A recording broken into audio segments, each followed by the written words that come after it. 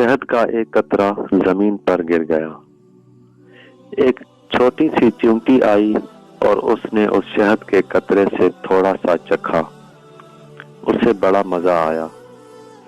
उसे काम से जाना था, तो जब वो जाने लगी तो उस शहद का मजा उसके मुंह में मजीद पानी लाने का सबब बना। उसका मुंह भर आया। क्या जबरदस्त और मजेदार शहद है, कितना मीठा शहद है, आज तक ऐसा शहद नहीं देखा। वो लौटी और शहद में से थोड़ा सा और चख लिया। उसने दोबारा जाने का अज़म किया, मगर उसने महसूस किया कि ये थोड़ा सा शहद खाना काफी नहीं है, उसे और खाना चाहिए। वो रुकी और उस मर्तबा खाने की बजाय शहद पर गिर पड़ी, ताकि वो कम से कम वक्त में ज्यादा से ज्यादा लज़्ज़त हासिल कर ले।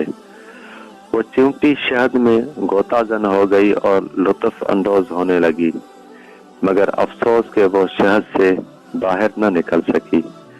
शहद की चिकनाई की वजह से उसके पैर जमीन से चिपक गए और उसमें उन्हें हिलाने की ताकत न रही। वो शहद में रह गई, यहाँ तक कि वो उसी में ही मर गई।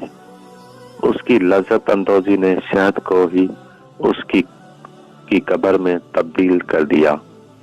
एक दाना का कौल है, दुनिया शहद के एक बहुत बड़े कतरे के अलावा कुछ और नहीं है।